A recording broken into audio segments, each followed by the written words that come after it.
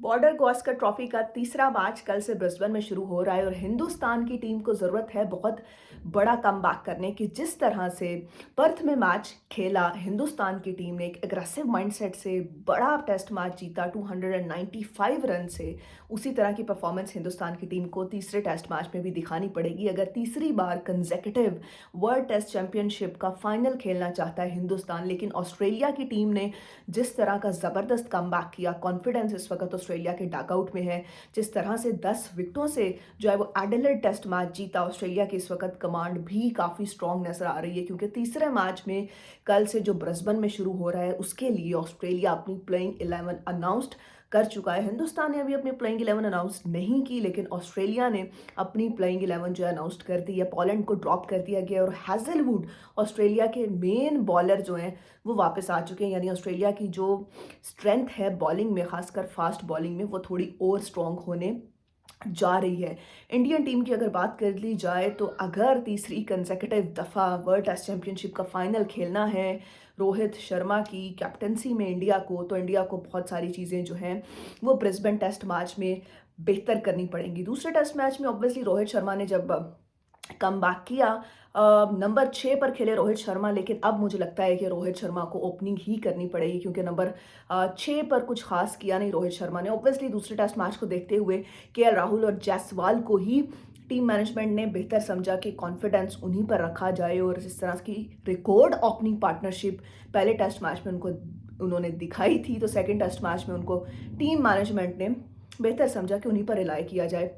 लेकिन अब तीसरे टेस्ट मैच में मुझे लगता है कि केएल राहुल को नंबर 5-6 पर खेलना चाहिए और रोहित शर्मा को ओपनिंग करनी चाहिए। और इंडिया की टीम डोमिनेंट तभी करेगी जब रोहित शर्मा डोमिनेंस परफॉर्मेंस दिखाएंगे। दूसरे टेस्ट मैच में रोहित शर्मा जो है वो बैकफुट पे खेल रहे थे, थोड़ा लो कॉन्फिडेंस नजर आया, बॉडी लैंग्वेज उतनी अग्रेसिव नजर नहीं आई जो अग्रेसिव माइंडसेट हमें रोहित शर्मा का चाहिए। इंडियन टीम को फ्रंट से लीड करने के लिए जो रोहित शर्मा को एक इम्पैक्ट दिखाना है, एक इंटेंट दिखाना है, वो रोहित शर्मा को तीसरे टेस्ट मैच में दिखाना पड़ेगा क्योंकि इंडिया को अगर वर्ल्ड टेस्ट चैंपियनशिप का फाइनल खेलना है तो तीसरा टेस्ट मैच लाजमी है कि इंडिया जीते। बॉलिंग में अगर इंडिया की बात की जाए तो स्पिनर पे रिलाई करती हुई दिखाई देती है इंडियन टीम, लेकिन अब अश्विन की दूसरे टेस्ट मैच में जो है वो परफॉर्मेंस उतनी बेहतर हमें नज़र नहीं आई। तो क्या यहाँ पर जडेजा को मौका मिल सकता है या फिर वाशिंगटन सुंदर को तीसरा टेस्ट मैच खिलाया जा सकता है? मुझे लगता है जडेजा पर रिलाई करना चाहिए इंडियन टीम मैनेजमेंट को क्योंकि बैटिंग में भी सपोर्ट मिलती है जडेजा की वजह से और फिर बॉलिंग में भी वो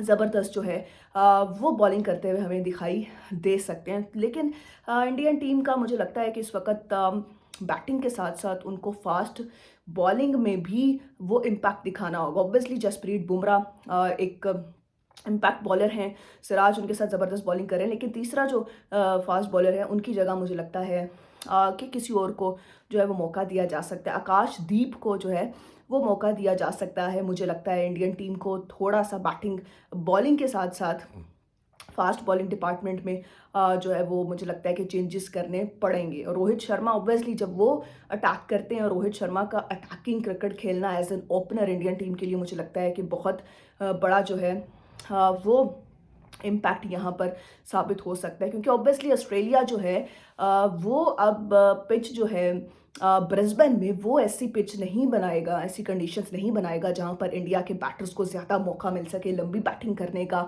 लंबे रन्स करने का, क्योंकि ऑस्ट्रेलिया के अपने बैटर्स भी कुछ खास फॉर्म में नहीं हैं।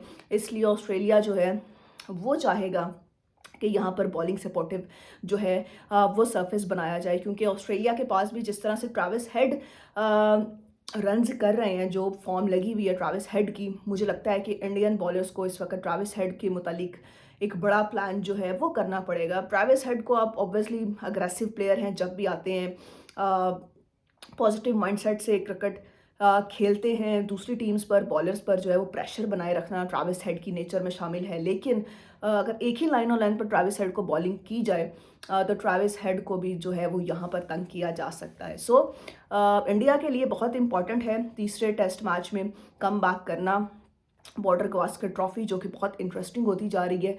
और ऑस्ट्रेलिया की टीम के पास यकीनन इस वक्त जो है वो कॉन्फिडेंस ज़रूर मौजूद है, उनकी थोड़ी बॉलिंग भी और स्ट्रॉन्ग हो गई है हैजलवुड के कमबैक करने से।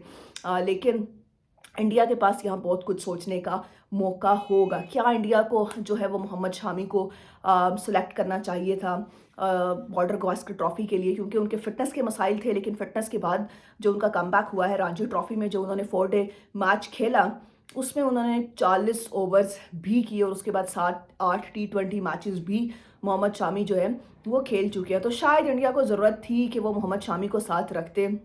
फास्ट बॉलिंग में उनके पास एक बहुत एक्सपीरियंस्ड बॉलिंग लाइनअप हो जाती, बुमराह, सिराज और शामी। लेकिन शायद रोहित शर्मा और मोहम्मद शामी के दरमियान जो एक कॉन्फिडेंस है वो मेरे ख्याल से अपलिफ्ट नहीं हो सका। टीम मैनेजमेंट शामी पर इतना कॉन्फिडेंस जो है वो नहीं रख सकती। अलबत्ता इंडिया जो है बॉलिंग में थोड़ी चेंजेस कर सकता है, अपने स्पिन डिपार्टमेंट को थोड़ा सा और स्ट्रॉन्ग कर सकता है, क्योंकि अश्विन जो है वो कुछ खास कर नहीं पाए दूसरे टेस्ट मैच में। जडेजा को शामिल करने के मुतालिक इंडिया सोच सकता है। फिर वाशिंगटन सुंदर का ऑप्शन भी इंडिया के पास मौजूद है।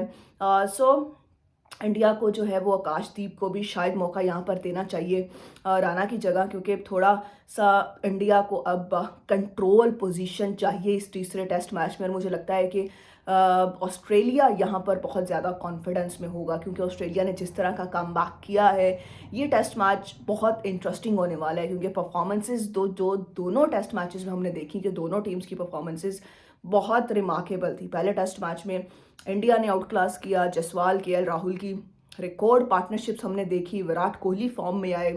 बट उसके बाद दूसरे टेस्ट मैच में जिस तरह से ऑस्ट्रेलिया ने कमबैक किया और वन साइडेड 10 विकेटों से मैच इंडिया को हराया, सो इंडिया को यहाँ पर बहुत ज़्यादा चीज़ें रीस्ट्रैटेजाइज करने की ज़रूरत है, क्योंकि इंडिया ऑब्वियसली तीसरे टेस्ट मैच में एक बड़ा कमबैक डिजर्व करता है। वो कमबैक इसी तरह से आ सकता है अगर रोहित शर्मा को एज इन ओपनर जो है वो जसवाल के साथ एक लंबे रन्स करते हुए देखा जाए, और फिर बॉलिंग में स्पिनर्स के साथ साथ फास्ट बॉलर्स भी वो इम्पैक्ट ला सके। सो एक बढ़िया गेम प्लान ऑब्वियसली गौतम गंभीर, रोहित शर्मा बनाएंगे। तीसरा टेस्ट मैच बहुत ही इंटरेस्टिंग होगा। एक से सीरीज इस वक्त जो है वो बराबर है, दोनों टीम्स पूरे कंट्रोल में नजर आ रही हैं। ऑस्ट्रेलिया ऑब्वियसली थोड़ा सा यहाँ पर अपनी होम कंडीशंस की वजह से शायद थोड़ी सूटेबल कंडीशंस बनाना चाहेगा जो ऑस्ट्रेलिया को थोड़ा सा एज दें।